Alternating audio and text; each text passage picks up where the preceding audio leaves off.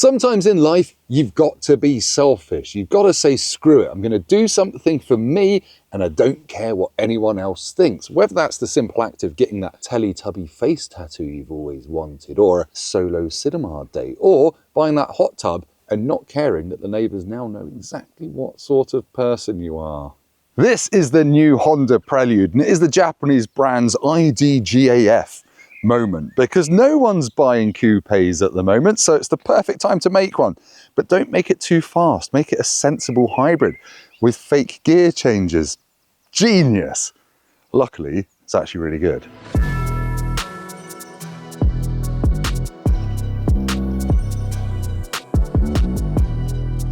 The Prelude then, it's an iconic name that Honda has brought back from the olden days. The Prelude has always been a coupe. They used to be based on the Honda Accord, but this one is essentially a two-door Honda Civic, which I think is one of the most underrated new cars on sale. This new Prelude costs just under £42,000, so it does get stung by the UK's luxury car tax, but thankfully there's only one trim level, Advanced, which gets all the toys. I'm so excited that I'm not standing here reviewing another electric SUV. I haven't seen a new coupe design in bloomin' years. The only other coupe on sale really at the moment is the BMW 2 Series. That's rear-wheel drive, this is front-wheel drive. And for Honda, I think it looks pretty blooming good. It's a little bit smaller than you might think. It's 4.5 meters, so it's shorter than the Honda Civic that's based on. The track of the wheels is 80mm wider, so it's got more of a sports car stance. 19-inch wheels come in two different designs. You can get it in grey, white, black. There's a blue as well. But tellingly, there isn't a red. There's no Type R colour. And I do wonder if they're going to do a Type R version, because this has got Type R suspension, Type R brakes, lots of bits nicked from the recently deceased hot hatch version of the Civic. But yeah, what do you think? It's just so refreshing to have a shape like this in a new car.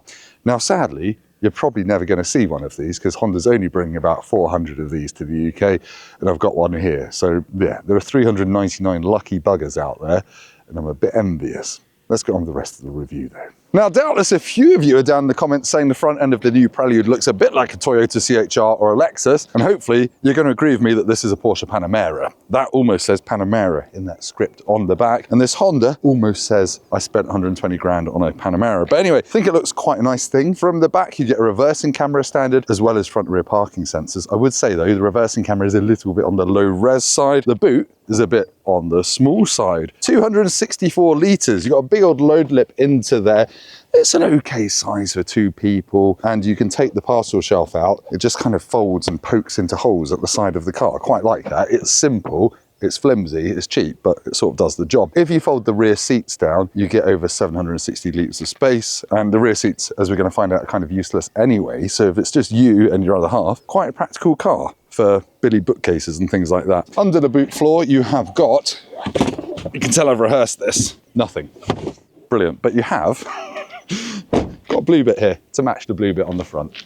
Nice. Imagine if that was red and it had a Type R engine. Oh, I can but dream. Let's talk about the interior of the Prelude. It's quite a low car, so getting in and out is a bit of a drop, but then you're sitting nice and low and the steering wheel's got a good range of adjustment, so it feels like a sporty driving position. The one thing to note is the doors are quite big though, so if you're in a narrow car park, might be a little bit of a tight squeeze to get in. Once you're in though, you agree to what is basically the current Honda Civic's dashboard, but that's no bad thing because it is simple. It's got lots of physical, quite satisfying knobs for the temperature, and I really like these air vents. They're some of the best in the business for controlling using these little joysticks. It does feel a little bit behind the times in terms of the graphics on the big digital dashboard. They change depending on the driving mode you're in, and this screen up here does the job, but nothing else really. It's not too fancy. Has got wireless CarPlay and Android Auto, and the reversing camera has about, well, 3 pixels to its name, but you've got a cluster of buttons down here for putting it into gear and changing drive modes. You've got an S Plus button, which we'll talk about when we come to the driving bit. 2 cup holders, a little lidded compartment there, a wireless phone charger, 2 USB-Cs, a 12-volt socket, a cuddly toy, and a glove box there. The doors, they're massive, but the door bins are not especially big. But otherwise, it's just quite a nice cabin. You've got a Bose sound system as standard. You've got nice huggy seats. And I think the driver's seat actually has a little bit more bolstering than the passenger seat. You can get it with a white and blue interior trim, or you can get this black one. Got a bit of Alcantara there, and it says Prelude in stitching up there. I think it feels kind of special enough, to be honest. It's just a novelty sitting this low. I'm sure we've all got that one friend who gives us out-of-date biscuit selection boxes at Christmas because we're an afterthought, and the back seats in the Prelude are a bit of an afterthought. There are a few clues. You can use a little lever here to tilt that forward, but it doesn't slide the seat. That's an afterthought. The back seats are fabric, not leather. That's an afterthought. And then to actually get in, I basically need to, I don't know, do some awful things to myself, and then I don't think I've ever got into a car with as little headroom as this. Yes, I'm almost doing a Prince on myself. People that grew up in the 80s will know what that means. Yeah, my head hits the window and the ceiling. I can't recommend it. There are Isofix points back here. They are buried. Hang on. Hang on! Are there Isofix points? I don't think this car's got Isofix. Panic over, the Prelude does have Isofix, but you can tell that it's so hard to find that we had to cut the camera while I found it. But yeah, it is not ideal for anyone back here, because even with kids, they're going to have very little legroom when these seats are back. In fact, the only way we can film this is by pushing that seat all the way forward. Rubbish, I would say, but you can fold these seats down using levers here.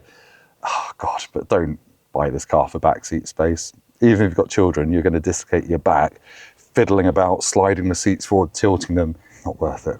Ow. Right, let's go for a drive in the new Honda Prelude by putting your foot on the brake and pressing D down there. Now, the Honda Prelude has been around for many, many decades now. And it's always been a bit of a tech fest for Honda. Back in 1987, it was one of the first cars to get rear wheel steering as standard, which was way ahead of its time. And this one doesn't have rear wheel steering, but it has got a very clever hybrid system nicked from the Honda Civic. So it's a 2-litre petrol engine with 2 electric motors. One is a propulsion motor, one's a generator, and most of the time, the 184 horsepower that you get in this car is coming from the electric motors, and the petrol engine just kicks in to charge the battery. It can, though, drive the wheels when you really boot it. So the idea is that it's going to be quite efficient, and you can get 50 mpg if you drive it carefully, but most of the time, yeah, it just drives like a normal car. The engine is using a CVT gearbox, or an eCVT gearbox, which does mean it can hold the revs a bit high and sound a bit moany at times, but there's a very clever trick in this Prelude. If you press the S+ button, then it totally changes the car, because these lovely metal paddles behind the steering wheel, they normally adjust the level of regen from the motor, but in S+ mode, they become gear shift paddles, and they actually blip on downshifts. It's doing this artificially because CVT gearbox is like being on a scooter. It's just one continuous gear, really. But Honda has made it do a really convincing impression of a sports car gearbox. It's really quite cool. Right, in terms of performance, I would say this is brisk rather than fast. It's not going to beat anything off the lights, really. It's just a nice amount of power.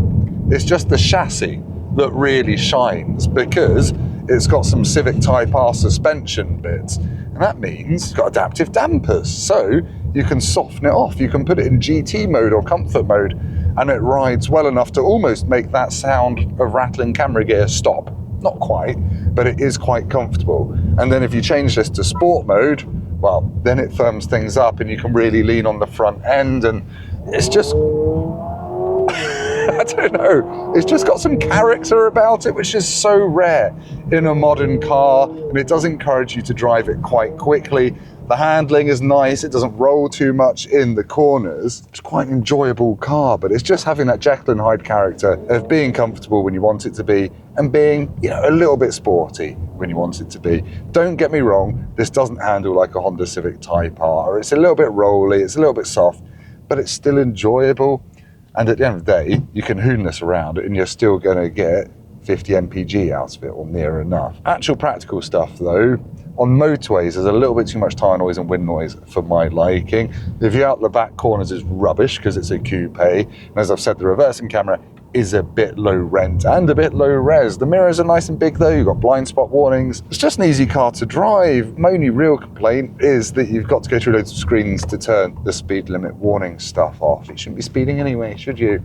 No. So this Prelude, it's a quirky thing, it's a really enjoyable thing, and they've put enough fun tech in here to make it a proper driver's car, albeit not one that's going to have you on the edge of your seat like a BMW 2 Series might with its rear-wheel drive setup. But well done, Honda. You've got out of the box, you've done something a bit mad, and it works really nicely. It's a feel-good car. But anyway, let's head back to me for a conclusion.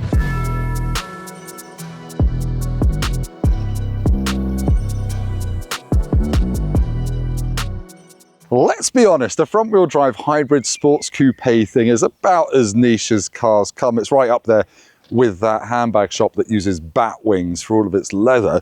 But this is a really nice car. It's really well resolved. It treads a really nice fine line between sportiness and comfort. It's kind of got baby Grand Tourer vibes. Yes, the back seats are useless and the boot is a bit small, but considering it's only designed for 2 people, really, I don't think it's too bad. I think it's the sharpest looking Honda in years. The interior does the job well enough and it just makes you feel good about yourself. Well done, Honda. You've done something that no one's going to buy, but they should, because it's really quite good. Anyway, if you've enjoyed this video, please give it a little cheeky thumb up, like a little hamster, like that, going, yeah, feed me. And subscribe to the Motorpoint YouTube channel. Leave us some nice comments. We don't want the nasty ones, just the nice ones. And we'll see you next time when we'll probably be reviewing an electric SUV. Right, I'm going to walk into a lake. Tell everyone about your trousers. Oh yeah, I've got new trousers and they're a bit out of control at the bottoms. Don't look at them. They keep riding up so I can go around like this.